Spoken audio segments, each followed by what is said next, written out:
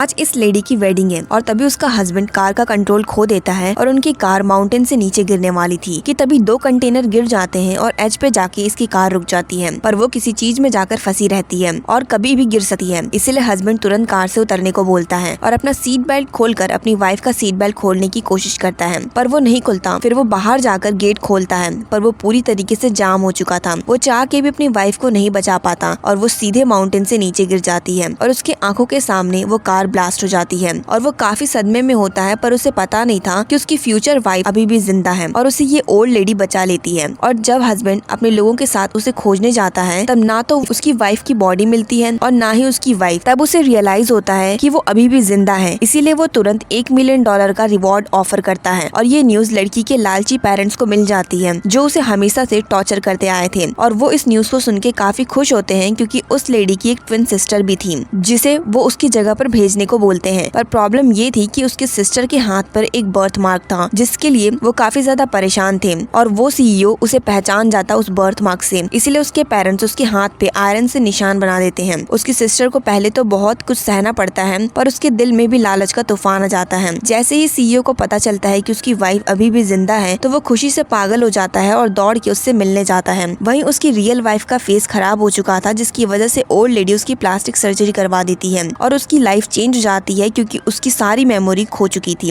वहीं जब वो उसकी ट्विन सिस्टर से हॉस्पिटल में मिलता है तब वो ऐसे प्रिटेंड करती है कि उसे कुछ याद ही नहीं, पर आदमी उसे जिंदा देखकर ही खुश था और वो उसे हक करता है जिसे देखकर लेडी मन ही मन में काफी खुश होती है। कुछ महीने के बाद से उसकी रियल वाइफ उसी के घर में एक नौकर बनकर आती है और तभी उसे एक लॉकर दिखता है जिसे वो काफी फैमिलियर थी। तभी सीईओ वहाँ आ जाता है और वो उससे पूछता है कि तुम यहाँ पे क्या कर रही हो, जिसे सुन के वो थोड़ा डर जाती है और एक्सीडेंटली उसकी फिंगर लॉकर के सेंसर को टच करती है और वो अनलॉक हो जाता है। सीईओ पहले तो काफी शॉक होता है पर उसे लगता है कि शायद लॉकर खराब हो चुका है और वो गुस्से से उस पर चिल्लाता है और पूछता है कि तुम्हारी हिम्मत कैसे हुई इसे छूने की, और उसे काम से निकाल देता है और लेडी उससे माफी मांगती है और रोने लगती है। तभी उसकी ट्विन सिस्टर आती है और उसके हाथ का बर्थ मार्क देख लेती है और उसे समझ आ जाता है कि ये उसकी रियल सिस्टर है और वो खुद को बचाने के लिए उसे अपने घर से निकाल देती है।